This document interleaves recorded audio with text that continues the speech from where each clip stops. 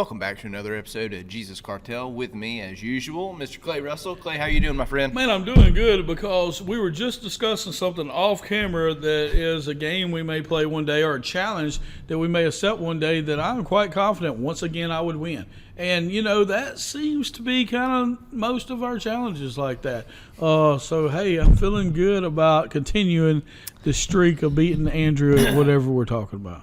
Yeah, we got a special thing coming up. I'm not going to enlighten y'all on, but we're going to plan on doing that for a 2-year episode, which we're not terribly far from, crazy enough. Yeah. But I don't know that anybody wins. I'm going to be honest. I've seen this game played enough where most of the time both people lose. Yeah, and I can see that 100%. I lean towards us both losing more than someone winning, but yeah, I got some ideas on that, but I'm not going to share them right now. Yeah. I'm just going to let y'all know I'm quite confident in whatever ability I decide to use that day. Praise God. Well, what's been going on with you lately? Man, you know, hey, we came out of the audit. We kind of got back into, you know, our everyday routine.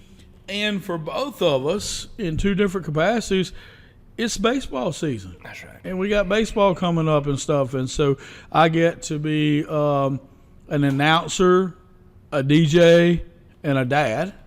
And you get to be a coach. Yeah. Right? And so some different roles there. I don't have, you know, when I transitioned from coach to baseball dad, that was a big transition for me. I had never not coached baseball. And then we get through with some season 1 year, and then all of a sudden I realize I'm not a coach, you know, and now I'm a baseball dad. And so as a baseball dad, you got a couple different options. You can either go stand at the end of the fence somewhere and tell, you know, and pace and tell all the stories about, you know, how good you are and what you would have done and everything, or you can buy this $100 rocking chair and sit right up on the fence and talk to all the boys when they walk by. And so instead of letting them focus on the game. Yeah, so I chose to do that, and I didn't realize you couldn't. I never owned a chair before, you know, never had a reason for a chair. Sure. And so I go out there with my little Purple Academy $5 chair and realize that that's not a baseball dad chair. So so I sit with the other retired baseball dad coaches, and I had to buy me a $100 chair. And so now I have several of them, and I have kind of my spot that I like to be. But so let me ask you a question before you keep going about this chair. Yeah. Is it the one that's got like the little hydraulics? It's got shocks on it. Yeah. Yeah. Okay. It's got shocks. It's set for a big man like me. It folds up real nice and easy, so you can carry yours in one arm and your wife's in the other arm. And it folds out. It's got little hydraulics. And 1 out of every 3 of those chairs squeak really bad. Yeah, they just do. And so I started carrying me a little WD-40 so that I could help out the other people because mine's ready to go, but help them out. So tell me this, because I'm very invested in this chair situation. Yeah. Do you tell them, hey, I'm about to spray your chair, or is it something you kind of like you sneak around? No, I wouldn't call it sneak because, you know, I'm 240 pounds, but I do. They put their chairs out there early. Before the ball game, and then go talk to everybody or whatever, and I go by and just go ahead and spray them because I know they squeak, you know. Yeah.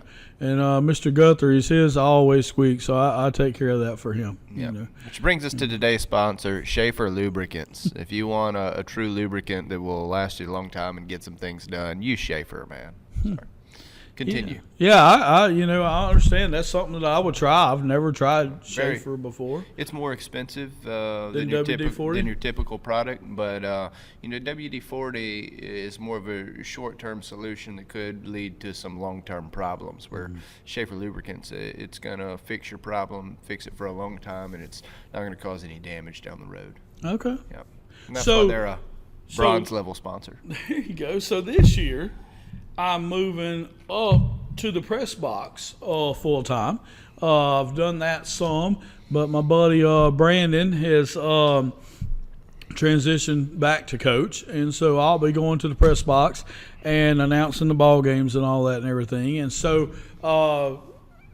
walkout songs have become a big part of of my family dialogue over the last week. So last year, Brandon only did walkout songs for the varsity players and stuff. And if there was a surprise, he just had another walkout song or two that he would use.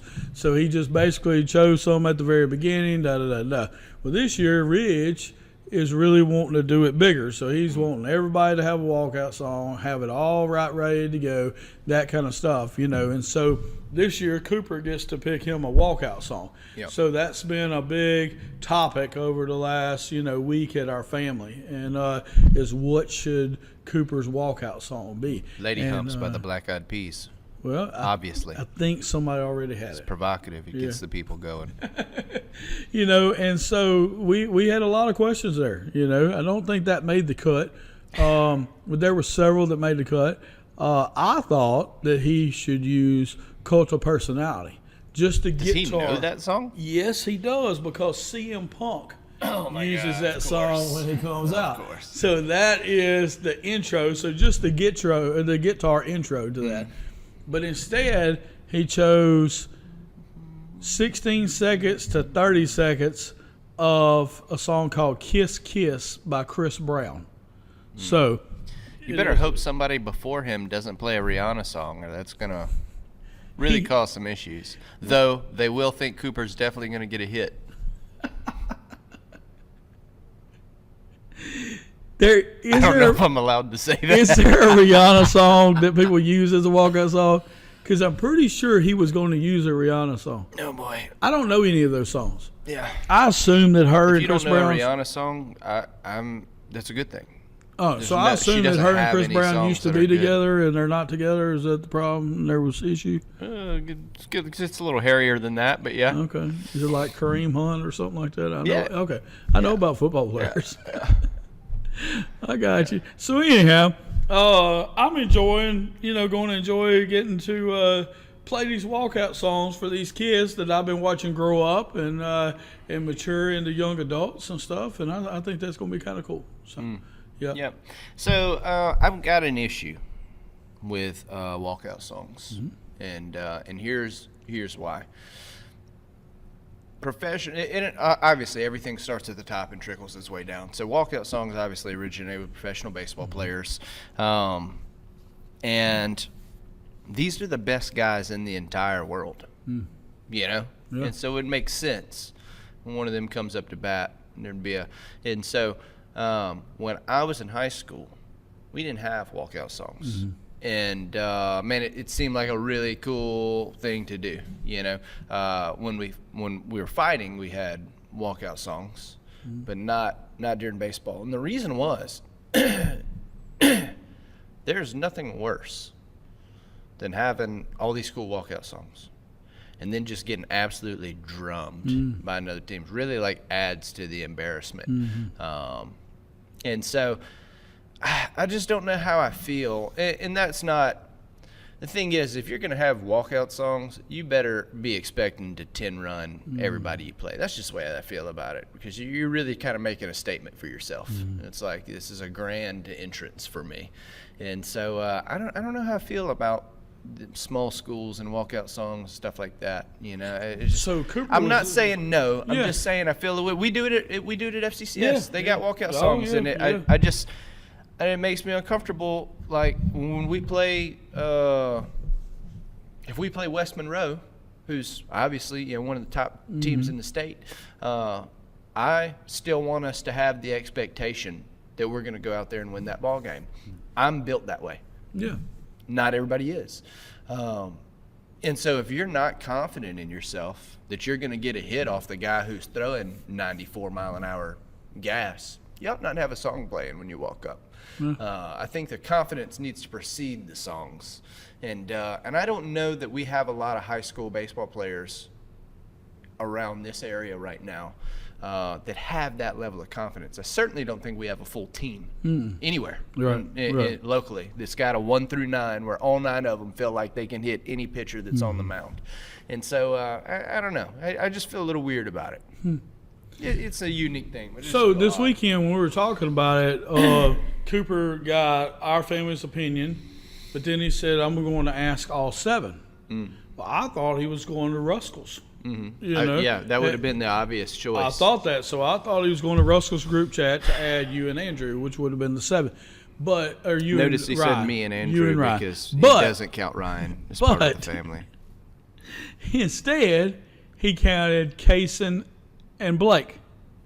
So that was the 2 that he counted. Wow. And so, of course, they wanted him to go with the rap song or whatever. But I asked him, why don't you ask Andrew his opinion? He said, because I can guarantee you, Andrew didn't get to have a walkout song when he was a kid, and now he hates walkout songs. Yeah. I said, well, there you go. So here's my question. If you were going to have a walkout song today, yeah, I can already tell you. For whatever event that it is, yeah, what would it be? So first I would say I've had several walkout songs when we're fighting. But as today, a part of it, yeah. Oh, it was still. I know what it would be. Okay. It would be the glass break when Stone Cold Steve Austin walks out to the ring. Okay. I don't know. I like iconic entries that hit you from the moment that the sound breaks. So you got that glass break. You can recognize it anywhere. You got the Undertaker gong. You recognize it anywhere. Something like that, where from the very first sound, everybody knows what's happening, and those are the kind of moments that you want to build. See, that's the reason why I like that intro to Cult of Personality, because right off the bat. Yeah, that guitar riff is sick. Yeah, I mean, right off the bat, that's what that is. Yeah.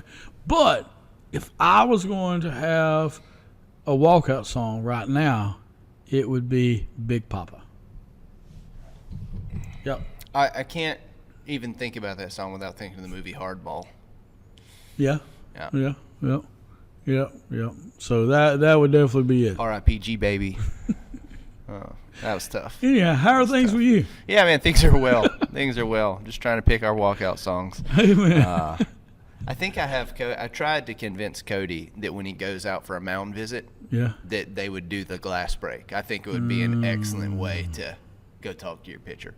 But other than that, man, things are going I was thinking well. You were saying that when he was going to go argue with an umpire. Oh, that would be nice too. Yeah. I'd be scared he might be a little too hyped because Cody's a fan of wrestling and stuff like that, and so he he might go out there.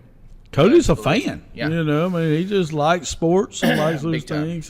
Big But time. I think that if a bad call was made and Cody called timeout And the glass break. and said, I'm supposed to walk out there, and as soon as he crossed first base line, because it would be at home, as soon as he crossed, the glass just breaks. I think it would set the mood. Yeah. So I have thought about I've been thinking about this for a while because, every season I like to change things up a little bit. And so the first season, you and I soloed every episode. Second season, we started introducing some guests.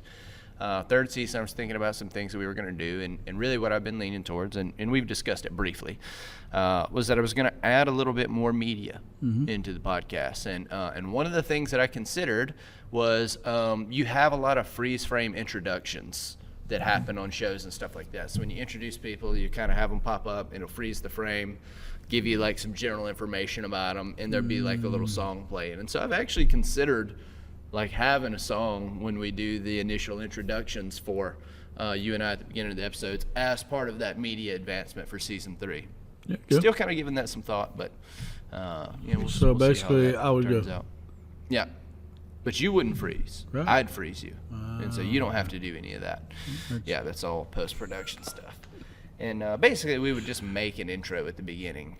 Yeah. And it would precede our episodes. And so, just a thought. Do we still get to keep the cool music that we have at the beginning? Oh, absolutely. Okay. Yeah, it has to be there. There you go. Yeah. But yeah, no, other than that, man, things are going really well. Church stuff is going fantastic. Personal relationship with the Lord, fantastic. Children, wife. I mean, we're killing it on all fronts right now. The only thing struggling, I had a scrimmage Saturday. It did not go well. It did not go well at all. 9 errors, 6 strikeouts, 3 of them looking. I think we scored 4 runs in 9 innings off of, no insult to the other team, but not overpowering pitching in any way. I never asked you, how many runs did they score? I would say it would have had to have been between like 11 and 14, somewhere in there. So they would have won this game. Yes. Here's the reason I say it like that. Because it's a scrimmage, It's a and scrimmage. you're not playing your best players you're all the time. Pitchers, and a lot of the errors that were made by non-starters, and we're trying some people in different positions. And realistically, we've probably got 3 pitchers on our team right now. The way that they threw Saturday, that probably wouldn't have given up a run had we split them, 2 innings, 2 innings, 2 innings, or whatever. They probably wouldn't have given up a run, but that was not the agreed upon rule set. And that's why I make the distinction, because when you enter a bout of any kind, you agree upon a rule set. Yeah. And it doesn't matter what you would have done under a different rule set. That's not the rule set you agreed upon. You got to play by these rules. And so we agreed that we're going to do this as a scrimmage, and we got our tails handed to us. And so that's the way that I see it. I can't look at the what ifs. And no, you can't walk away separate from that. You got to make a decision and go from there. It doesn't matter what it is. Classic example. Yesterday, we have a house that we just acquired, getting ready to rent it. We come up with a price that we really think would be fair. Next thing you know, somebody calls us on the house, and they're super excited about getting this house. And to them, it wouldn't have mattered how much money we said. They're just super excited about this house and where it's at, pertaining to what they need and what they're looking for. And we could have told them whatever number, but we told them the number that we had agreed on. Yep. A lot of people would have changed that. Yep. A lot of people would have saw an opportunity to do better and do that in their mind, do better and do that. Or people might have stayed with that number, but said, "Man, we really missed it on this one." And that's not. We come up with a number that would make us happy, that we're very happy about, felt good about, prayed about, really thought this was the number. And just because it got taken quickly and easily doesn't mean we did anything wrong. That's right. Same way with that scrimmage and stuff. You agree on these rules, you agree on how things are going to be, and then you play to the best of your ability within that scope. And hey, you get beat like that, it gives you a lot of room, to find things that you need to do better. It doesn't matter what the rule is. You make 6 errors, you deserve to lose. That's right. I mean, it doesn't matter what happens. You strike out 6 times and you're just holding a bat and not swinging, you deserve to lose. Now, that doesn't mean you always lose, but you deserve to. But you should, You should. Yeah, and that's one of the things so unusual about the team that I'm coaching right now, is because it's backwards from most teams I've ever coached. Most teams you ever coach, here's what you have. And not just teams, individual athletes, whatever. You usually have somebody who is very, very zealous to be good and just isn't. You just don't have the talent. That's tough.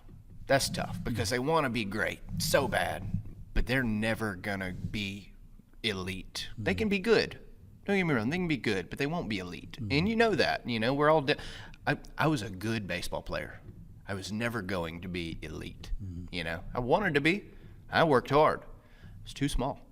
I just was not going to. I don't have the natural gift of size and strength that you need to be able to play at the top level. And there's only a handful of guys that at the size that none actually were the size I was, but are little and still can play at that elite level. It just doesn't happen much.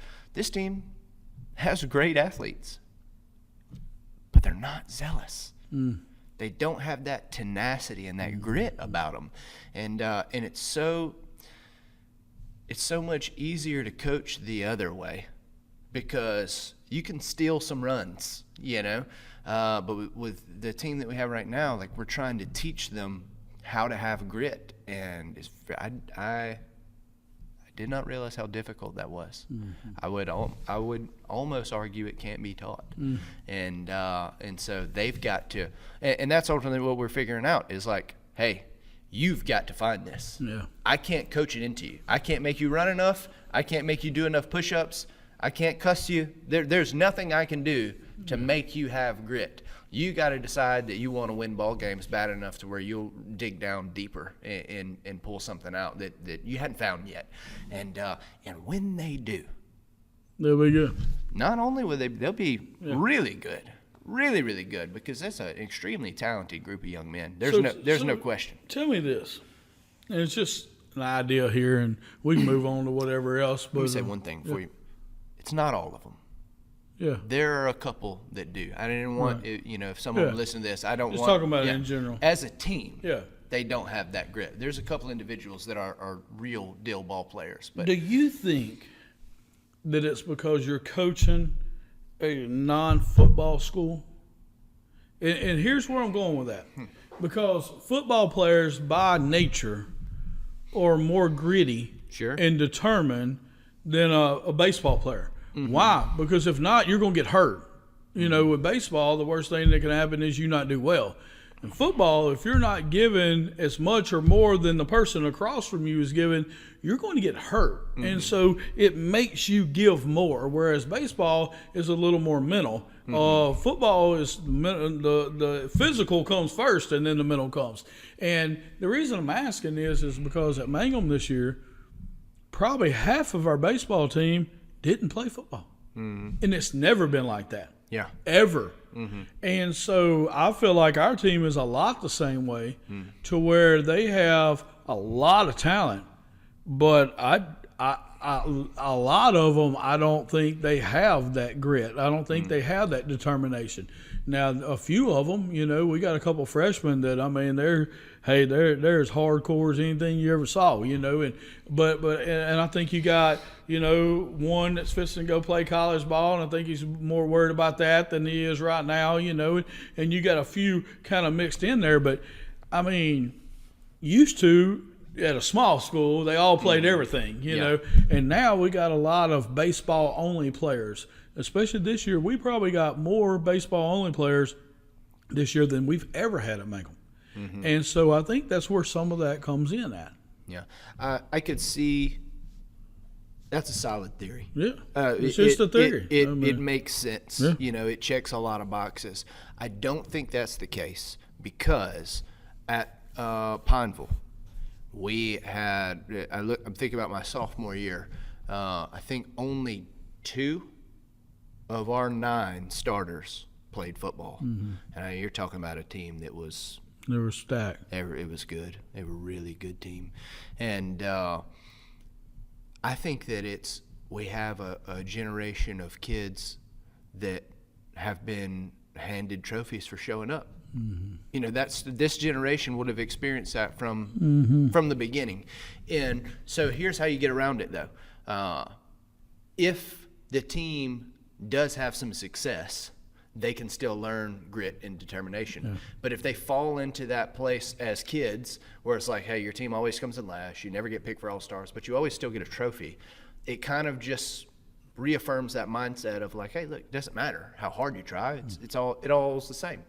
And so I think I would venture, my theory would be that it comes more from there. I'm not saying I'm right. I would just say I would lean more that direction because the ones on the team that do have grit are winners, have been for some years.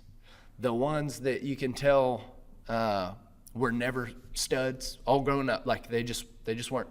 Those are the ones that like can't seem to find it, you know. And so I would think that it comes more from there. It's like we have spoiled our young people by rewarding them for not being successful, and you know, it's one of the difficult things about, you know, having young children and stuff like that. It's like every year at the end of ball, there's a award ceremony, and my kids get a trophy. It doesn't matter what team they come on, and I'm not so hardcore that I don't let them show up for that, but I am hardcore enough that I take those when we get to the house. It's like enjoy the moment, but hey, look, we didn't win this year. Let's try to win the next one. Mm-hmm. You know what I mean? And we're not ugly about it. We don't shame them about it. That's conversations that we have. And, you know, I'm sure there's some people that have a massive problem with that. I know some of them that would. Mm-hmm. But I want my children to pursue excellence. Mm-hmm. And it's okay. And guess what? They've got a couple trophies. There's a couple times that they won because the effort that they put in, and that's a good thing. And so we want them to strive to be excellent. And, well, I agree with you about the state of the children today 100%. I think that's the reason why a lot of them didn't play football. They're all athletes. They're all good. They're all, you know, all these kids that I'm thinking about right now had roles on the football team. Yeah. You know, or could have. But I think that we have a lot of kids that are just I don't want to call them lazy at all. They're just out of focus and focused in other ways, and parents are okay with it, you know. And so because of that, like I said, I think that it all plays together. I think that the reason why a lot of them didn't play football is because of the same thing that you're talking about. I agree. I don't think it's laziness either. There are times where they act lazy, but they're not lazy young men in the least. But they've also not seen the value of those reps that nobody's looking at. I agree. And until they actually see the value of those reps, there's nothing I can do to make them. Like, all I can tell them is, you were in the state championship the last 2 years and you lost it both times. And the other team's probably taking the reps that you're laughing at serious. You know, that I would bet you that's the difference, you know. But they don't want to look at that. They want to, you know, look at enrollment. And, well, that school has twice as many kids. And it's like, it doesn't matter. We have to play them again. That's right. And so we can say it's enrollment and lose again, or we can take these reps serious, you know. And there's just, I wish I could want it for them.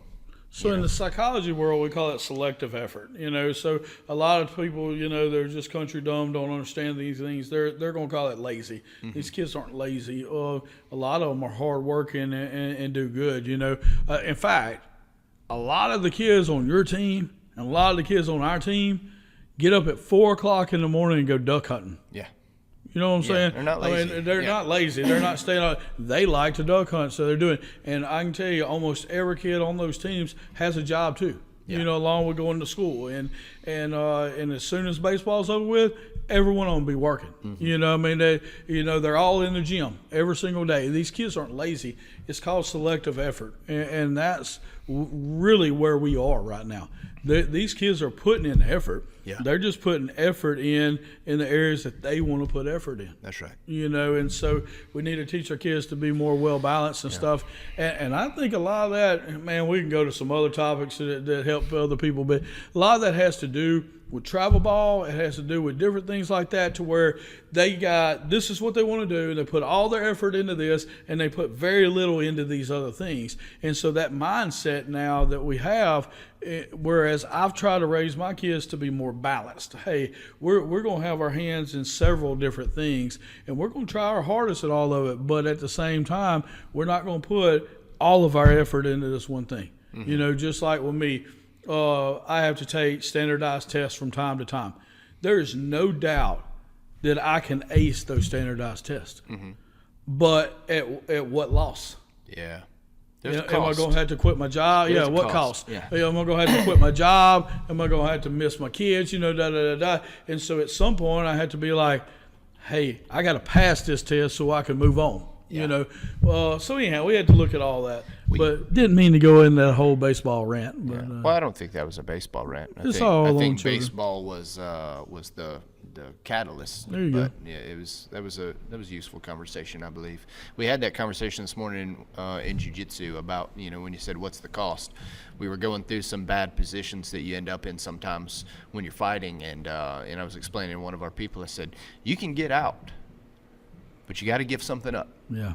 And there's a cost to getting out, and you need to be ready to defend the thing that you have to give up to get out. And if you're not ready, you can be in a bind. So in jiu-jitsu, is it to protect your neck? Is that the major it depends. thing that you protect? There's the neck, and then any isolated limb. So my goal, if you and I were to get in an altercation, my goal would be to isolate one part of your body. Head, arms, leg. If I can get one of them away from the rest of your body, because let's say if you laid down on your back and you just brought your arms in tight, brought your knees in tight, just balled up in a little ball, it'd be very hard for me to get any of your body parts away from the center of your core. You're very strong there. Now, move all of those things out 6 inches from your body. Now I can start to pry it away because it's gotten away from where it's strongest. It's close to the core is where it's strongest.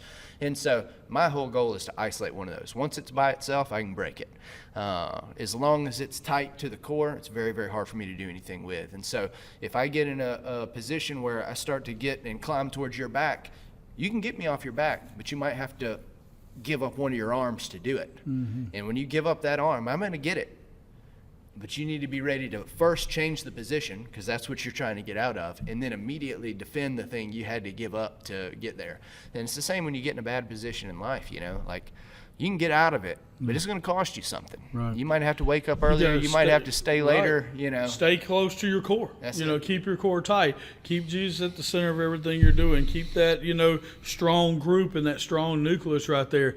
But I think that sometimes in life, we expose ourselves and our limbs by reaching out to pull other people in. Sure. And I think that, we're doing it with the best of intentions, but we're holding ourselves, we're giving ourselves a lot of exposure there, just trying to help somebody else. Yep. Hey, that person needs to be able to come to you Yeah. instead of you having to reach out to them all the time.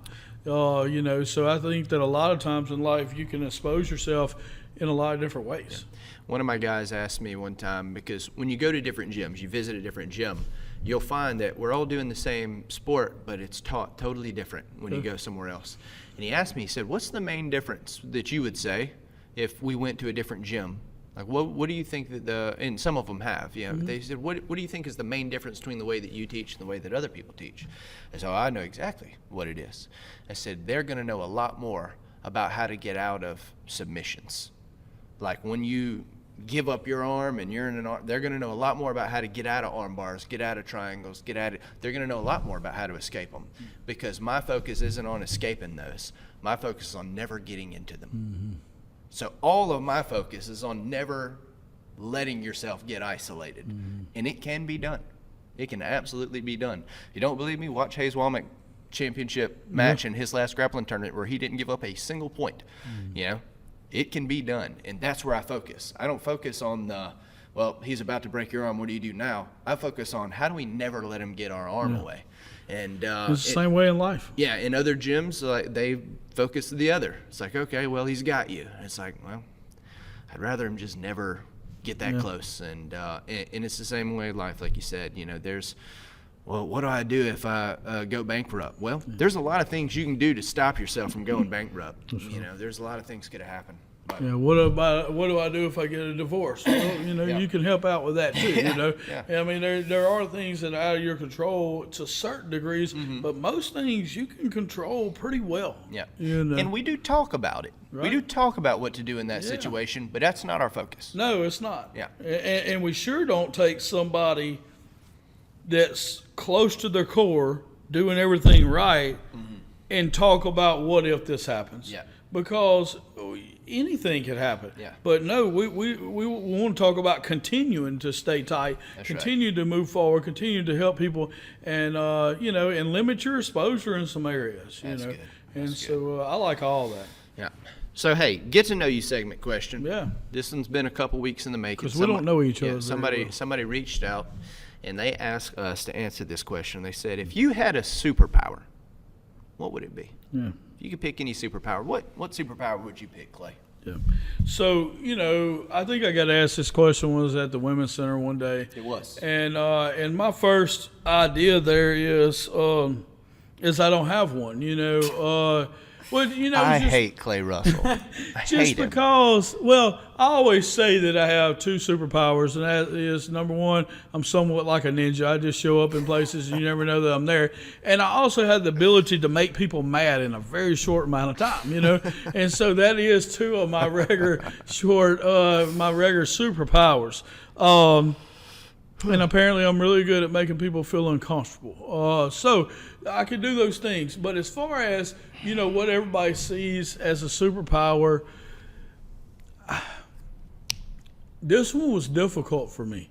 Because if you pick strength, then all you can do, is kind of like you're big for nothing. If you, pick, speed and this and that, so I was just thinking, because of my nature, if I had the ability to be where I needed to be in a split second. Like teleportation? Something like that. Okay. I think that would be good for me. Yeah. Because I love to help people.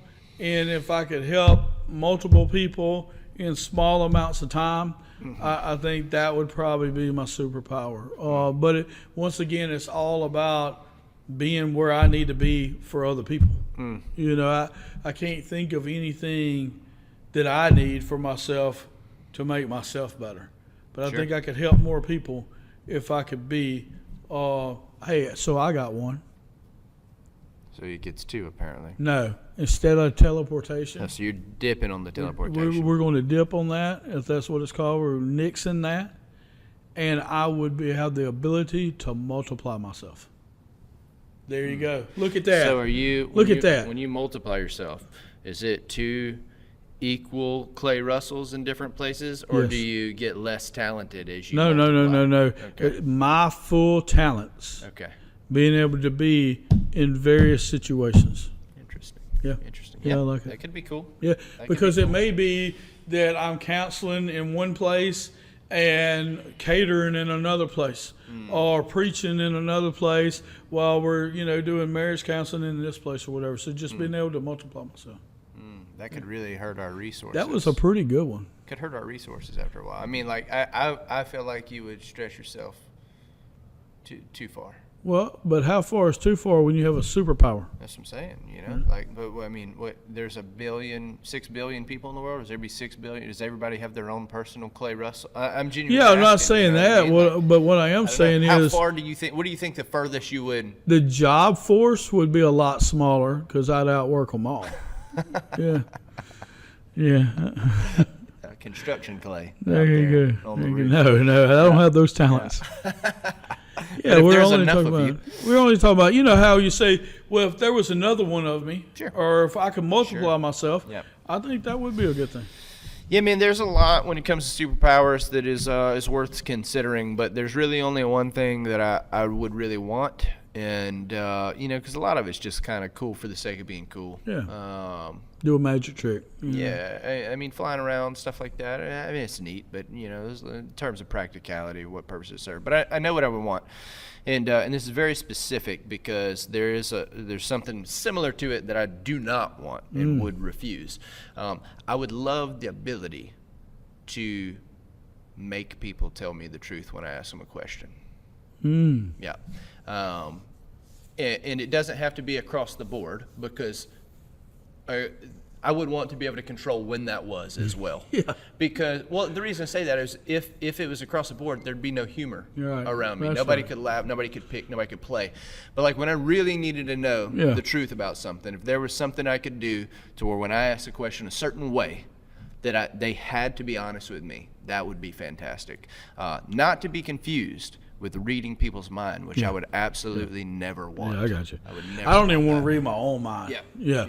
If I don't know that I could stand to be around people. Yeah, I couldn't stand to be around myself. Yeah. I mean, It'd be tough. if I took that much stock into everything that crossed my mind, That's right.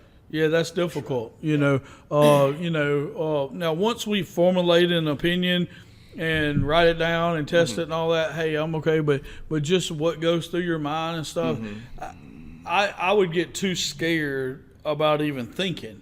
I think it would be counterproductive, and if I even was able to read my own mind, much less somebody else's. Sure. I think that it's cool for you to have a bad opinion of me and not express it and stay around long enough to have a better opinion of me. Yeah, I think that's one of the coolest things in the world.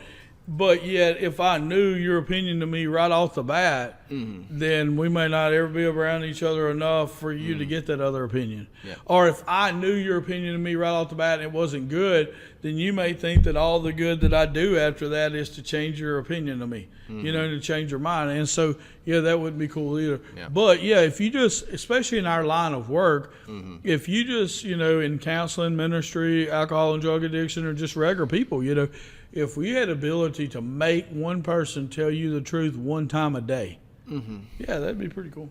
Yeah, that would be neat. And obviously off the top of my head, I think about how beneficial that would be to other people. Yeah, but I thought about it more than that. It would also be extremely self-serving. There'd be a lot of ways I could use it. Like, hey, what's the lowest you'll sell this for? Yeah. You know what I mean? Great question. You get Right. a real bottom line on something. Right. So you don't have to work through the negotiation and walk away with a bad deal. Like, I just know, like, hey, this is your lowest price. I'm not going to pay that. I'm going to just walk away. Yeah. I don't have to waste the next week of my life back and forth, Or how long do you intend on having me employed? Yeah. Or, or, whatever. Yeah. It would help my time management, which I already value so much, and it would make it even better. And so, hey, do you really want my advice, or are you just venting? Right. That'd be a great question to have a real answer to. Hey, and that's something, I had another couple that I don't know that came to me for marriage counseling. And the guy came first, and then a week later he brought his wife, and I just listened to him. And then at the end I said, now look, I feel like we can make this work, but I need to know if y'all are committed to it or not. So you don't have to tell me today, but by next week I need to know. And they both told me. I was like, well, I'm only going to commit to y'all because you said that. Yeah. I didn't tell them ahead of time, if you don't commit, I let them have some time, but instead of taking the time, they committed on the spot. And I was like, well, then I'm going to take y'all on. Well, the next week, I said, well, we'll go another week. Well, the next week they come in, and I said, oh, are we still committed to this? And they said, yes. I said, well, now I'm going to commit to you. Yeah. Because now I could tell that they were real. It wasn't that everything went great this week or whatever, but I could tell, hey, they're back. Yeah. That's good. And it's time to go back. I am really good at getting people to tell me the truth. I'm really good at it. But it is a strain, and it is difficult, and you got to care enough in order to go through that process. And if we had the ability to do that at least once a day without having to go through the strain, that would be a lot easier. Yep. I mean, it I really agree. would. It just affects your time. Yeah, when you have to work through that, and that to me is so valuable. Well, yeah, I mean, we got an issue right now that we're having to deal with, or they're having to deal with. I don't have to deal with it, but somebody's got to deal with it, and it's a big issue with a lot of moving parts that could be really difficult to figure out. I didn't even think about that, but yeah. Yeah, it could be really difficult to figure out. That was not related to me. Well, it's going to take a lot of time and a lot of resources, so you got to weigh and say, okay, is this worth the time and resources to figure out? Yep. Or is it not? Now, you will come to a conclusion. Yeah. I got a surefire way to come there. But if you're wanting to come there around by Aunt Annie's house and all this kind of stuff, then you got to put forth the resources to be able to do that. And then you may put forth all the resources and then at the end find out that you were lied to. Right. And that's something that I have experienced personally in life many times over. And that's damaging, because then you carry that into the next situation. Whereas if I never had to experience that, I'd be able to look at things with a lot more optimism. And the other side of that is, I had a guy, and I might have said this on here, I don't know, but I had a guy call me 2 months ago, said, hey, boss, you going to be around tomorrow? Hadn't talked to him in 4 years. He said, hey, boss, you going to be around tomorrow? And I said, yeah, we got Jesus Cartel, but I'll be there after that. And he said, okay, I want to come by. And I said, is everything okay? Yeah, everything is okay. I just owe you some money. And I said, okay. And so the next day he come and brought me 10 $100 bills. I did not remember that he owed me some money, but he owed me $1,000, and because of that, then it allowed me to feel better about loaning some other people some money. Yeah. So I ended up telling the story in my first phase class, and I ended up giving all 10 of those guys in that first phase class $100 apiece. And I didn't need the money, I just felt good about that, somebody needed some money. I had the money. I was able to loan it to him. 4 years later, I forget about it. He gave me the money back, made me feel good about humanity again. So I happened to have 10 guys in my IOP. So I gave all 10 of them a $100 bill, and that was the $1,000, How about that? It made me feel good. You just upset some people about humanity. But see, that's my deal is, if you're one of those guys that got the $100, then, hey, you feel good about it. If you didn't get $100, you should still feel good about the other guys that did get it. But not everybody sees it that way. Sure. But anyhow, the opposite side is every time you loan somebody some money and you don't get it back, then you're going to the next person that really needs it, that's got the best of intentions, you're not going to want to do it for him. Yeah. You know, and that's the reason why in our line of work, seeing graduates come back. I mean, we have graduates show up at our place almost every single day. Yep. Some graduate that's doing great just pops in, you know, or either we post a deal about an anger management class and, you know, 120 likes, and most of them from graduates and stuff, you know, that's done that. Those things make you feel good, make you get ready to help the next person. Sure. Yep. Sure. That's good. Amen. Well, we've been talking about raising kids and qualities you want to instill in kids, and from this article that you had come across a while back, and the article was geared towards sons, and the reason I say that is because this one is not exclusive, but is more geared towards sons in general. But it was saying that one of the things that you want to instill in your sons is that it is okay for them to have emotions. It is okay for them to have emotions. There's a lot of culture that says that men, young men, whatever, should not feel. Should not feel. And if you do feel, you need to bury that and just, you know, deal with it and keep on plowing. And, you know, I've got some opinions on that. I know that you have some as well. And so when you hear that you should teach your sons that it's okay for them to have some emotions, what kind of comes to mind for you? Yeah, so the first thing is that we want to teach all of our children that and our families and those around us that we don't want you to be emotionless. But we do not want you to be led by your emotions. That's right. So we want you to have emotions, no matter if you're a boy or girl, young or old. We want you to have emotions, and we want you to be happy and sad and feel and hurt and all those things. We want you to have those emotions. We just don't want you to be led by those emotions. And so I think it was important for me to have girls first. Same. Because I think that I could have been out of balance in this area if I wouldn't have had girls first. I think that I could have been a little too hard in some areas. I could have been a little less emotional in some areas. Not that I leaned that way, but, you know, maybe a little. And so I think having girls first really helped me in this area. You know, because till this day, I enjoy being a girl dad more than anything. You know, I've really enjoyed coaching and seeing these young men grow up and those kind of things.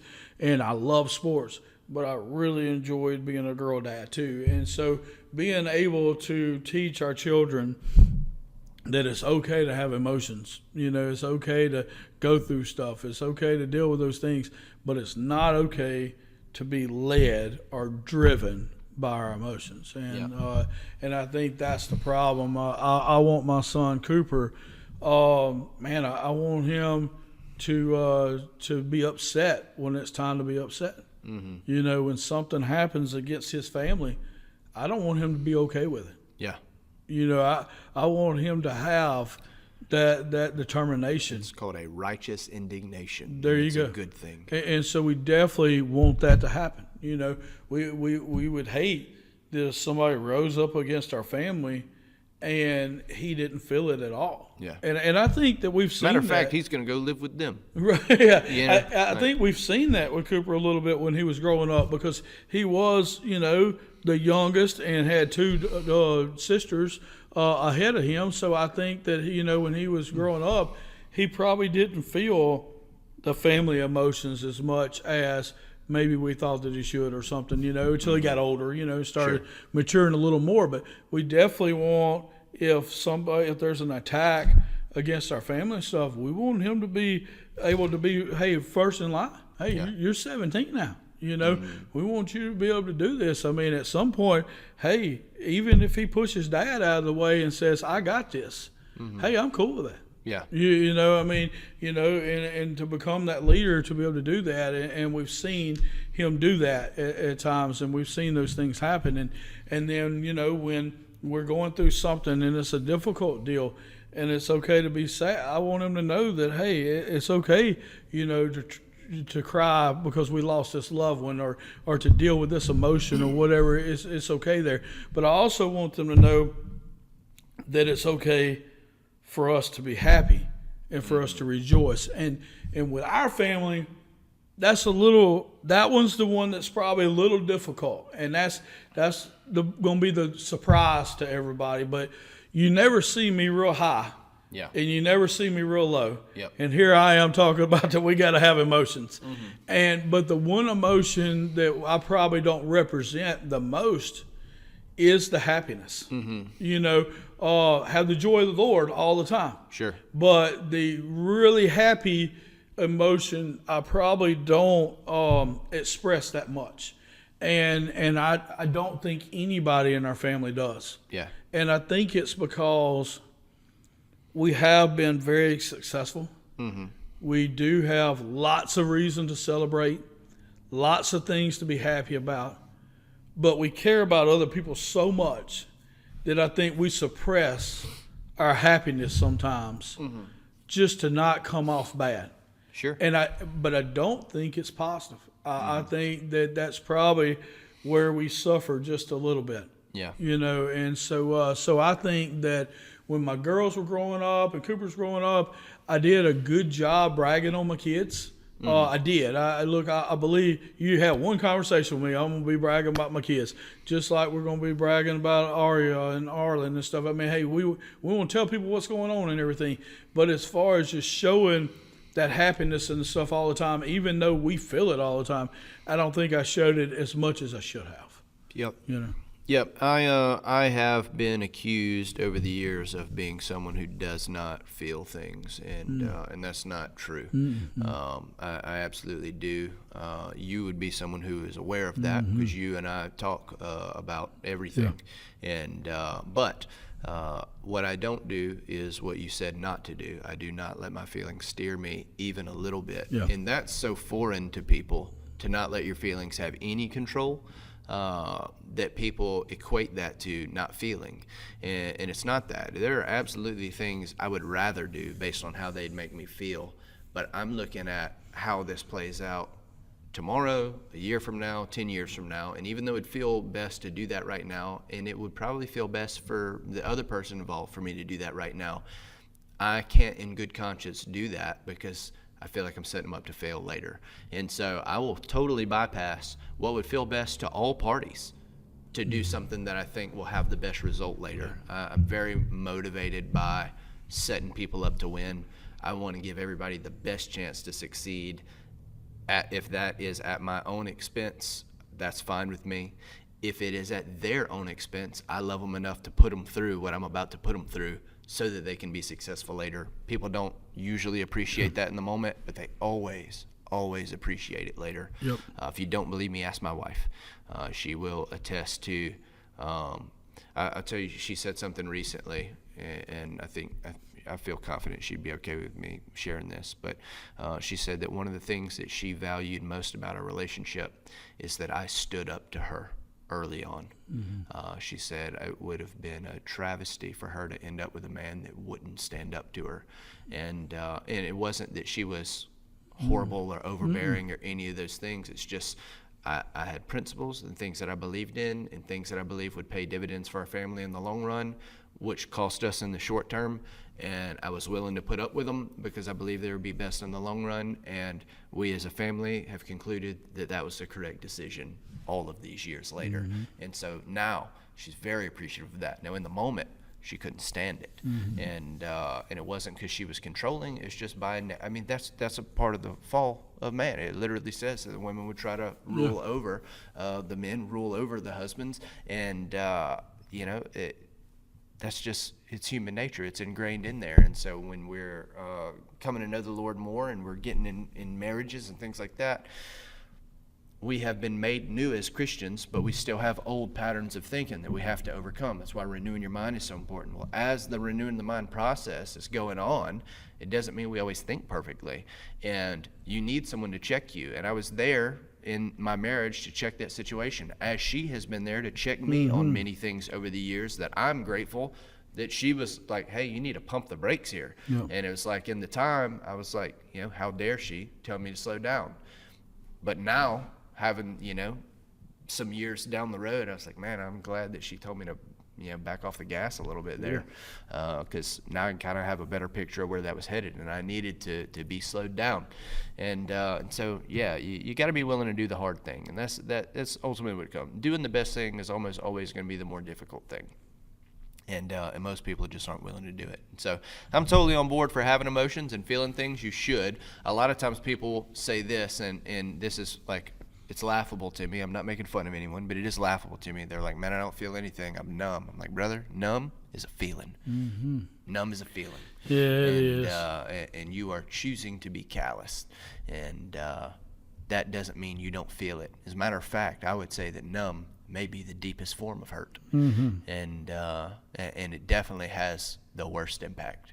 Yeah. Hurt, so when you get to that spot, it's difficult. You can work out of hurt a lot easier than you can work out of numb and calloused. Mm-hmm. And people think that numb and callous means that your feelings don't affect your decision. Actually, what it does is your feelings have so affected your decisions that you're not even going to consider optimism as a choice. And you just limited your decisions by 50%. And so best case scenario is your most optimistic, pessimistic option, which is not good normally. Yeah. And it's a good word. Yeah. Yeah, I said that we don't want you to be emotionless, but we don't want you to be driven or even led by your emotions. But you took it to a new level, and it's true. You don't even react out of your emotions. Yeah. And man, I really think that's where we need to be, because where do you react out of? You react out of your spirit, right? So we're body, soul, and spirit. And so instead of reacting out of your mind and your emotions, you're reacting out of your spirit. That's where we're supposed to be, and so people criticize that because you're not, I remember one time somebody real close to me, said, man, why aren't you upset in this moment? Why aren't you? And I'm like, well, to be honest with you, I am. This is not a good place. Mm-hmm. This is not a good situation. Somebody very close to me could die in this situation. This is not cool at all. I just can't understand how showing my tail is going to help. Yeah. Now if it could, then and it was better for the greater good. Hey, I'm all for it. Go ahead and call the cops. But but in this situation, all it would do is make things worse. And so and I'm the guy that, I really am, and I know you are too. We're really willing to do whatever it takes. Mm-hmm. If it takes slapping somebody, we're going to slap somebody. If it takes giving somebody the love, we're going to give love. I tell the guys all the time, I'm the guy, if you're walking down the hall at the center and you got your head down, I'm going to say something make you lift your head up. I'm going to make you feel better. But if you're the guy at the center that's walking with your chest poked out, you're probably getting a rib shot. Yep. I'm just that kind of friend, just like you are, to do whatever it takes. But a lot of times, if we act out of our emotions and stuff, we will get the opposite effect of what we're trying to accomplish. I want to make sure that's one of the reasons why I wrote, why I still write all of my sermons down in narratives, is because I don't ever want to preach out of emotions. Mm-hmm. I don't trust myself enough. Mm-hmm. People say, well, I just get up there and whatever the Spirit tells me. Hey, if I'm really cool and me and God are cool and everything's cool, I can preach and let the Spirit take over and all that. But if something happened or whatever and all of a sudden it was my emotions that started preaching, I wouldn't like that at all. Yeah. I don't want to ever preach out of my emotions. Yes. I don't want to give advice out of my emotions. I don't want to have conversations out of my emotions, and I sure the heck don't want to make decisions out of my emotions. Yeah. Because that's not cool. I want it to be all led by the Spirit of God that lives inside of me. That's good. That's good. It's no coincidence that people who are led by their emotions don't like me. Or themselves. Yeah. Well, it's no coincidence because I'm so strongly against it. Yeah. And I've made that very clear because I've seen the damage that it does, and those people can't stand me. And I wish I was saying sometimes those people can. Everyone I know that is led by their emotions cannot stand the sight of me. They don't like it. And they feel like my opinion on this matter is an assault to their character. I just want what's best for them, and being led by your emotions is a bad thing. And there's lots of reasons why, but here's the other reason why. If you're being led by your emotions, then you're not considering the other person's. I agree with that. Because yours is the priority. How do I feel in this matter? It's like, well, it doesn't matter how Clay feels, it matters how I feel. Yeah. That's what's important. Yeah. And so if what makes me feel good makes you feel bad, well, hey, sorry. Move around. And it's like, well, it's a selfish way to live. And so I like, why not try to find a solution that works for all parties? Maybe you give up a little bit of what you could gain, but so they can gain too. That's going to pay you more dividends in the long run, because the relationship is strengthened. And at the end of the day, it's like, well, what did they get for that, their anger towards me? Well, I'll tell you what they got. They're very bitter. Every time my name comes up, they just start yeah-yeahing about how much they don't like me. And let me tell you how well I sleep. Just perfect. Yeah. It doesn't bother me a bit. I'm not upset with you still. And I know you don't have good things to say about me. I'm still not upset with you. That's okay. As a matter of fact, even though I know that you've said negative things about me, when your family's in trouble and you undoubtedly reach out because your emotion-led life has burned most of the bridges around you, I still help you. Mm-hmm. And I never bring up the fact that you've said all these negative things about it, because it doesn't matter to me. I know the reason you're there is because you're hurt for whatever reason, and I'm not the one who did it, but there's something somewhere that's caused you to act and feel the way that you're acting, and it's not me. And so I'm not going to hold you a prisoner to your poor behavior, because I'm still holding out hope that you'll find that place where you're led by the Spirit again, and you'll find joy. I want you to be happy. These are the things I want for you, and I hate that we're not getting along. I say we. I hate that you're not getting along with me. I don't want there to be any disarray in our relationships, but there is, and that's okay. But me being angry at you because you're angry at me isn't going to help you find that place of joy. And so what I'm going to do is not be angry at you, and just understand that you're hurting right now. And man, I really hope that you find a better place to center yourself. And when you do, I'll still be here. Yep. Yes, it's a good way to see it. You know, it's a good way to see it. I told you beforehand that there's a man that I feel like is on a slippery slope right now. That I feel like that he's not manning up in some areas. I feel like that he's had his man car pulled, and he's just not in the right spot right now. And but at the same time, hey, if he needed something, I'm there for him. Yep. If his family needs something, I'm there for him. I'm not trying to be part of what he's got going on right now, because I think it's the wrong thing. But at the same time, I'm not going to distance myself so much that I can't be there. Sure. You know. And I do want to make one more point. I feel like we're probably close on time. We are. But one more point I want to make is back to emotions, and let's just talk about individualized and not relationship-wise as much. But let's just say that Cooper goes up to bat, and and he's like what we talked about, watching third strike. Got the bat on the shoulder, watches third strike, and he strikes out because he didn't even swing the bat. Which is, I think, one of the worst things you can do playing baseball. But anyhow, that's my opinion. But let's say he does that, and he takes his bat and slings it up against the fence, takes his helmet, throws it down, kicks it or whatever, and he's literally really angry that he didn't take his bat off of his shoulder. Yeah. That's difficult, right? But what about if he watches the third strike and, they call him out and he takes a step and shrugs his shoulder and, whatever, walks back to the dugout and waves at everybody and blows some kisses at a girl or whatever, and goes and passes a couple people on the butt and goes in the dugout. That's difficult too. Yeah. Now he doesn't care at all. Yeah, we don't want to be in either one of those spots. That's right.